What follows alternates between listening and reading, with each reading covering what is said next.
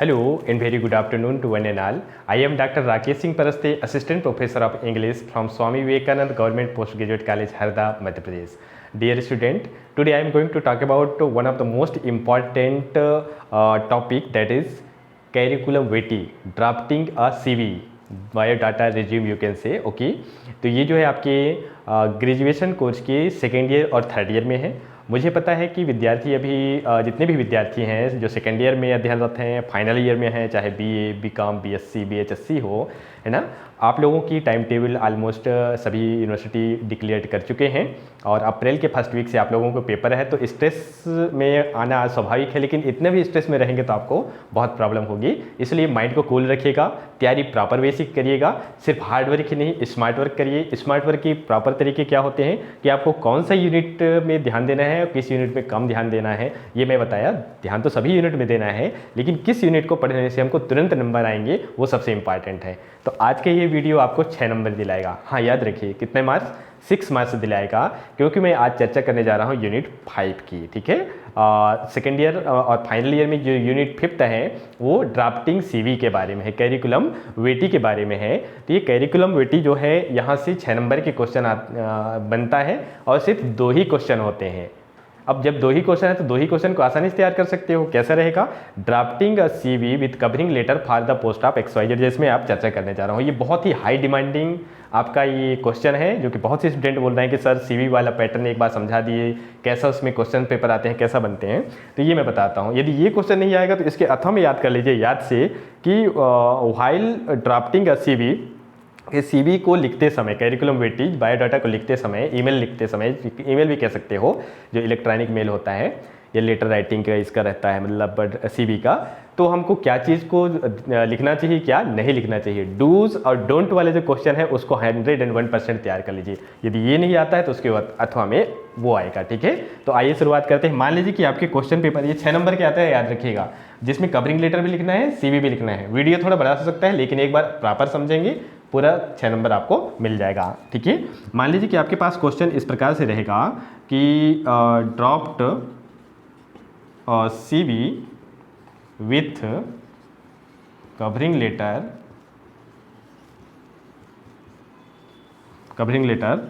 For the post of, अभी चलो मैं कर देता हूँ English, okay, for the post of English at, यहाँ से कर देते हैं हम एट, कोई भी स्कूल का नाम ले सकते हैं।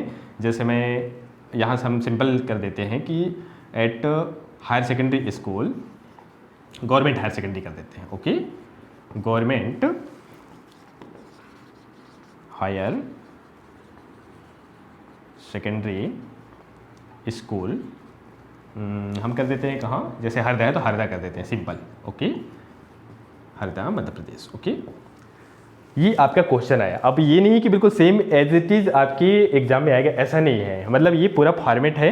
पोस्ट ऑफ असिस्टेंट मैनेजर कहा जा सकता है, कहाँ असिस्टेंट मैनेजर पोस्ट के अप्लाई करने हैं। मान लीजिए कि म्यूनसिपल कॉर्पोरेशन आपके भोपाल कहा जा सकता है, आपके अलीराजपुर कहा जा सकता है, आपके झाबुआ कहा जा सकता है, दिल्ली कहा जा सकता है, कहीं भी कहा जा सकता है। ठीक है, तो ये आपका एक फॉर्मेट एक क्वेश्चन है। तो ध्यान रखिएगा 6 मार्क्स रहता है। यदि वो सीवी विद कवरिंग लेटर कहेगा तो 3 नंबर कवरिंग लेटर का रहेगा, 3 नंबर सीवी का रहेगा। यदि वो सिर्फ सीवी कहेगा, CV applying for the post of English कहेगा, तब आपको कवरिंग लेटर नहीं लिखना है। वैसे कवरिंग लेटर लिखा जाता है। ठीक है, तो इसको लिखने की आसान तरीके क्या हैं? सबसे पहले जब आप आंसर इसका लिखेंगे, ठीक है, तो आपको कुछ ऐसे पार्ट रहते हैं जिसको आपको ध्यान देना होता है। ठीक है, मान लीजिए कि आप कवरिंग लेटर पहले लिखेंगे, तो कवरिंग लेटर लिखने के लिए ये मान लीजिए कि आपका पेपर का डिजाइन है। ठीक है, ये पेपर का डिजाइन है, आंसर शीट।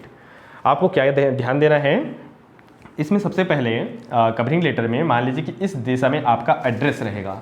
मान लीजिए कि आप कहाँ रह रहे हैं, मान लीजिए कि पाठक कॉलोनी हरदा रह रहे हैं, वार्ड नंबर 16, वार्ड नंबर छोड़ दो, सिंपल ये कर दो, जहाँ रह रहे हैं वो हो जाएगा आपका। जैसे मैं लिख दिया पाठक कॉलोनी हरदा, है ना, जो एड्रेस है आपका 46133 1, ये जस्ट फॉर एग्जाम्पल, ओके। किस डेट को लिख रहे हैं, डेट यहाँ आएगा। मान लीजिए कि आज कौन सी डेट को हम स्टडी कर रहे हैं, इसको आज है, जैसे मान लीजिए 20 तारीख है, 2022, ओके। आप एग्जाम का डेट डाल दीजिए 20/3/2022, मैंने डाल दिया। ठीक है, और ये लाइनिंग का बहुत ध्यान रखिएगा, है ना। ये लाइन आएगा इधर, आप किसको यहाँ लिख रहोगे आपका 2, ओके। जो इधर का क्वेश्चन पेपर का है ये आप जानते हैं अच्छी तरह से 2 है, क्योंकि ये वीडियो बहुत ज़्यादा डिमांड किए जा रहे थे स्टूडेंट्स के द्वारा, इसलिए मैं बना रहा हूँ आप लोगों के लिए आज संडे को भी, ओके 2। अब यहाँ ध्यान देना है कि इंग्लिश पोस्ट के लिए निकला है, कहाँ निकला है, government higher secondary school Harda. तो government higher secondary school Harda कि वहाँ के जो हेड कौन होंगे, प्रिंसिपल होंगे। कोई भी रहेगा तो उसके हिसाब से आप मान लीजिए म्यूनसिपल कॉर्पोरेशन रहेगा तो म्यूनसिपल जो ऑफिसर्स रहेगा उसको लिखना है यहाँ, ओके। जो उस डिपार्टमेंट का हेड होता है उसको लिखना है, ठीक है। मान लीजिए बैंक में कहीं पोस्ट निकला है तो टू द ब्रांच मैनेजर रहेगा, जहाँ जहाँ रहेगा वो आपके अकॉर्डिंग टू योर क्वेश्चन के आंसर आप लिख सकते हैं।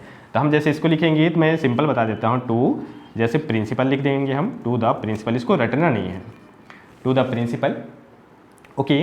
अब स्कूल का नाम क्या है, यहाँ हम लिख देंगे government higher secondary school Harda, मान लीजिए कि, है ना, हरदा मध्य प्रदेश, ठीक है। गवर्नमेंट हायर सेकेंडरी स्कूल, इसको नीचे से लिख सकते हैं हरदा मध्य प्रदेश।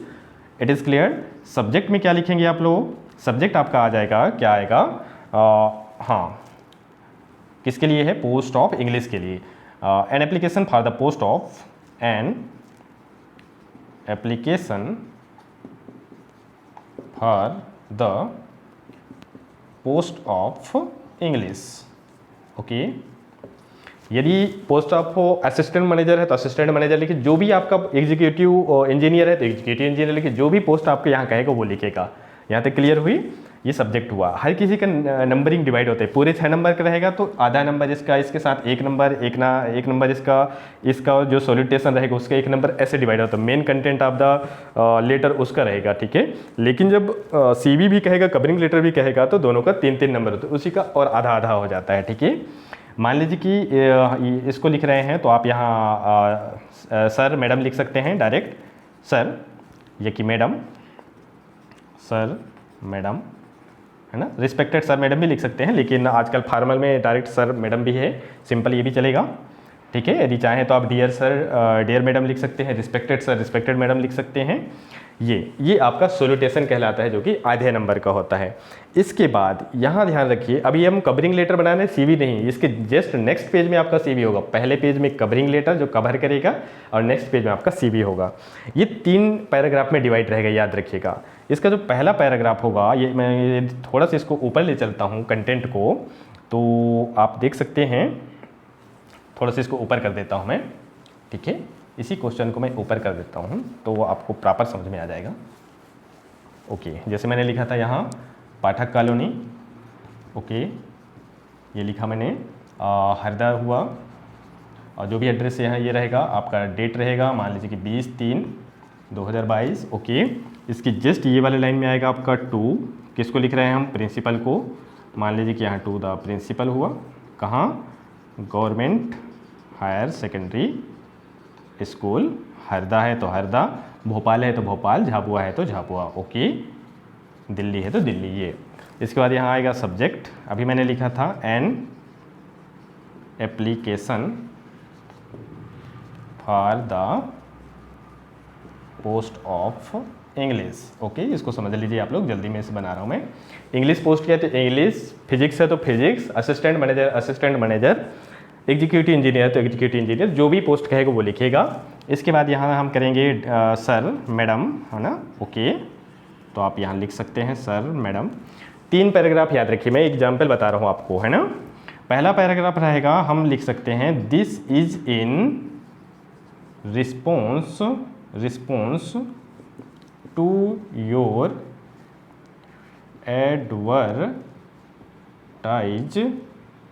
एडवर्टाइजमेंट है, विज्ञापन, एडवर्टाइजमेंट पब्लिश्ड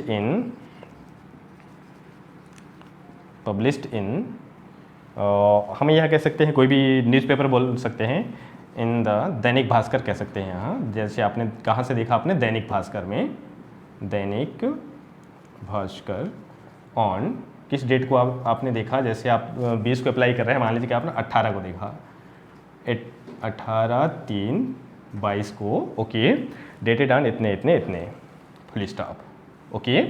अब यहाँ से आप फिर दूसरे लाइन में लिख सकते हैं, सिर्फ लाइन याद रखिएगा, है ना। किस पोस्ट के लिए, देखो, this is in response to your advertisement published in the Dainik Bhaskar dated इतने इतने। यह आपके विज्ञापन के संदर्भ में मैं यह लेटर का रिस्पॉन्स दे रहा हूँ, एप्लीकेशन दे रहा हूँ, जो कि आपका विज्ञापन दैनिक भास्कर के 18/3/2022 के अंक में पब्लिश हुआ था। किस पोस्ट के लिए हुआ था? इंग्लिश के लिए। तो क्या लिखोगे यहाँ? आई वुड लाइक कह सकते हो, ये कि आई वांट टू अप्लाई बोल सकते हो, जो आपको सरल लगे, ठीक है। मैं यहाँ सिंपल कर दिया कि आई वांट टू अप्लाई कर देते हैं, मान लीजिए, आपके लिए बहुत आसान होगा। I want to apply for the post of English at your reputed बोल सकते हो। बोलने में क्या जाता है, अच्छे शब्द का इस्तेमाल करना चाहिए। रेपुटेड स्कूल, भले रेपुटेड हो ना हो, don't matter, but reputed school कर दीजिए, रेपुटेड स्कूल कर दीजिए, फुल स्टॉप। ये पहला पैराग्राफ हुआ, ओके, जिसमें आपको रेफरेंस बताना है कि मैं इस जगह आपके विज्ञापन को देखा और इस पोस्ट के लिए विज्ञापन आपने निकाला था, मैं इस पोस्ट में आपकी इस संस्था में अप्लाई करना चाहता हूँ। जो दूसरा पैराग्राफ होगा, इसकी जस्ट नीचे से आएगी, यहाँ से, यहाँ लिखेगा आई हैव, या दूसरे में आपने क्वालिफिकेशन का बताना पड़ता है, ओके। आई हैव, मान लीजिए कि इंग्लिश पोस्ट के लिए है तो MA इन इंग्लिश होगा, फिजिक्स है तो MSc इन फिजिक्स होगा, असिस्टेंट मैनेजर है तो आप MBA वगैरह कुछ भी कर सकते हो, कुछ भी लिख सकते हो, एकदम से बिल्कुल अपना एग्जैक्ट बताना नहीं है, ठीक है। आई हैव कंप्लीटेड, हमने जैसे कर दिया, I have completed MA in English, MA in English and B.Ed भी कर सकते हो, and B.Ed with first division, okay, with first division from, कोई भी यूनिवर्सिटी डाल सकते हो, जैसे हम डाल दिए DAVV इंदौर। मैं इंदौर से MA इंग्लिश और B.Ed भी फर्स्ट डिवीजन से किया हूँ, ये बता सकते हो। दूसरे लाइन में ये भी लिख सकते हो कि आई हैव आल्सो बीन 2 और 3 ईयर्स कर सकते हो, जो कि 3 years of teaching experience, 3 years of teaching experience डाल सकते हैं, इसको एक्सपीरियंस फ्रॉम, यहाँ से ये भी डाल सकते हो, मैं जस्ट एग्जांपल बता देता हूँ, ठीक है। ये फुल स्टॉप हो जाएगा। दूसरा पैराग्राफ यहाँ। अब जो तीसरी जो लाइन आएगी, तीसरी पैराग्राफ वो यहाँ होगी, वो क्या होगा कि मैं आपको बता देता हूँ, हाँ, यहाँ से आप सिंपल ये कह सकते हो कि आई एश्योर यू दैट, है ना, कि if I am selected for this post, इसमें लिख लेना है आप लोग, I assure you that if I am selected for this post I will work with full of dedication, है ना। मैं पूरे डेडिकेशन के साथ काम करूँगा, फुल डेडिकेशन से, मैंने पूर्ण समर्पण की भावना से काम करूँगा, ठीक है। And my tenure will be result oriented कह सकते हो, मेरा जो अवधि रहेगा आपके यहाँ का, मतलब टीचिंग का, वो बहुत ही रिजल्ट ओरिएंटेड रहेगा, और कभी भी कोई भी काम करें दिल लगा के, मन लगा के करें, रिजल्ट आउटपुट बहुत अच्छा आता है, ठीक है। और मैं भी आज संडे को आप लोगों को बना रहा हूँ, ताकि ये मेरे पर्पज़ के लिए नहीं, मेरा उद्देश्य यह है कि आपको किसी भी प्रकार के एग्जाम में कोई प्रॉब्लम ना जाए, ठीक है। तो इस प्रकार से लिख सकते हैं कि I assure you that if I am selected for the post I will work with full of dedication, okay, and my tenure will be result oriented. एक लाइन लास्ट में लिखना मत भूलिएगा, लास्ट में हो जाएगा आई एम इनक्लोजिंग करोगे, enclosing herewith my complete, इसको CV कर देना, CV कैरिकुलम विटी, बायोडाटा भी कह सकते हो, CV है तो CV ही लिखना। I am enclosing herewith my complete CV for your kind perusal, for your kind perusal, है ना, एंड मोर डिटेल्स, ठीक है। मैं अपना CV, इस कवरिंग लेटर के साथ अपना CV भी आपके अवलोकनार्थ इसमें अटैच कर रहा हूँ, आपके मोर डिटेल्स के लिए, मोर इन्फॉर्मेशन के लिए लिखेंगे। और लास्ट में एक लाइन लिखना और मत भूलिएगा कि I am looking forward from you very soon, okay. मतलब एक तरह से ये लिखा जा सकता है उसमें कि ये भी कहा जा सकता है कि एक पॉजिटिव रिस्पॉन्स में मैं क्या कर रहा हूँ, वेट कर रहा हूँ, ताकि फिर नेक्स्ट उधर से आपके पास आएगा, ठीक है। I am looking forward you from very soon, ये शब्द लिख सकते हो। कि मैं आपकी एक पॉजिटिव रिप्लाई का मतलब क्या करूँगा, वेट करूँगा। ठीक है, ये आपका हुआ कवरिंग लेटर। ठीक है, इसके बाद जो नेक्स्ट पेज आएगा वो होगा CV। अब CV में मान लीजिए कि मैं यहीं थोड़ा सा बता देता हूँ, ये नेक्स्ट पेज हुआ आपका CV के लिए होगा। CV में क्या होगा, इधर आपका जो CV होगा, है ना, ये आपका इसमें पार्ट डिवाइड होते हैं। ये वाला जो पार्ट रहेगा आपका डिटेल्स रहेगा, जैसे आपका नेम, आपका एड्रेस, ओके, आपकी मतलब कहाँ आप अध्ययनरत हो। ठीक है, अध्ययनरत नहीं, आपका नेम, आपका एड्रेस, आप डेट ऑफ बर्थ भी लिख सकते हो, अपना जो भी आपका वो है वो संक्षेप में लिख सकते हो। ये पहला उसमें कॉलम में आएगा। नेक्स्ट आएगा आपका ऑब्जेक्टिव, जो आपके उसमें दिए हुए हैं, आप देख लीजिएगा ऑब्जेक्टिव कि इस संस्था में आप अप्लाई करने का मेन ऑब्जेक्टिव क्या है। ठीक है, तीसरा जो कॉलम बनेगा आपका एजुकेशनल क्वालिफिकेशन का बनता है, जिसमें आपका 10th 12th BA BCom BSc का लिख सकते हो, कॉलम बना लेना। सीरियल नंबर 1 क्लास 10th, है ना, बोर्ड MP बोर्ड कि CBSE बोर्ड, और परसेंटेज कितने, ईयर कितने, ओके, ये आपका ऐसे आप बना सकते हैं इसमें। इसके बाद यहाँ आएगा आपका यदि आपने कहीं एक्सपीरियंस लिया है। ठीक है, जैसे अभी department of higher education government of Madhya Pradesh ने भी आप लोगों के लिए 1 और 2 मंथ का जो LMS के माध्यम से ट्रेनिंग कर रहे हैं, तो उसमें भी आप successfully I have attended successfully 1 month training program for short terms employability training programs which was conducted by the RCVB नरोन्ना अकेडमी भोपाल कह सकते हो। ओके, जो भी आपके एक्सपीरियंस है वो लिख सकते हो, ऐसे जरूरी नहीं कि नहीं है तो हम कुछ ना लिखें, नहीं, आपको पैटर्न पूरा कंप्लीट करना है। ठीक है, और इसके बाद यदि आपके पास कुछ NSS NCC या खेल से संबंधित कोई अवार्ड हैं, कोई अचीवमेंट है, तो उसको भी आप मेंशन कर सकते हैं, अवार्ड एंड अचीवमेंट्स करके। इसके बाद लास्ट में एक लाइन लिखा रहेगा declaration, I hereby declare that above all the informations are true to the best of my knowledge and belief, ये लिखोगे। लास्ट में इधर लिखोगे name and date and place, यहाँ रहेगा, और इधर रहेगा सिग्नेचर ऑफ द कैंडिडेट, और आपका सिग्नेचर रहेगा यहाँ। ठीक है, ये CV में होगा, जो कि नेक्स्ट पेज में होगा। इस तरह से ये आपको 6 नंबर दिलाएगा। ठीक है, इसको ना मैं याद किया ना आपको याद करने नहीं दूंगा। इंग्लिश में कभी भी याद नहीं करना पड़ता है, सिर्फ आपको पैटर्न तैयार करना पड़ता है। इसके बाद आप कोई भी मतलब क्वेश्चन आए, किसी भी तरह से क्वेश्चन आए, आप आसानी से you can solve any kinds of particular questions. मैं उम्मीद करता हूँ ये ना सिर्फ this is not only useful for your second year but final year students, and not only final year student but all of the students who are preparing for this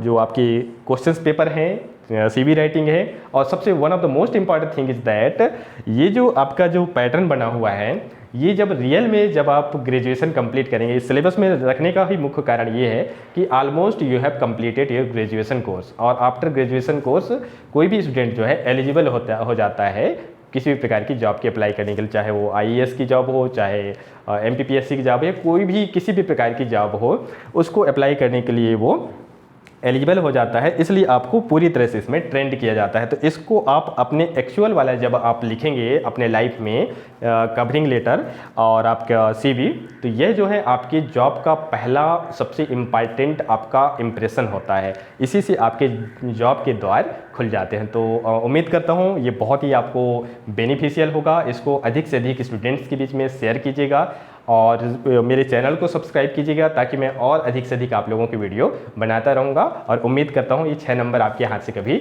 जाएंगे नहीं। Thank you, thanks for watching my video. Thank you dear student.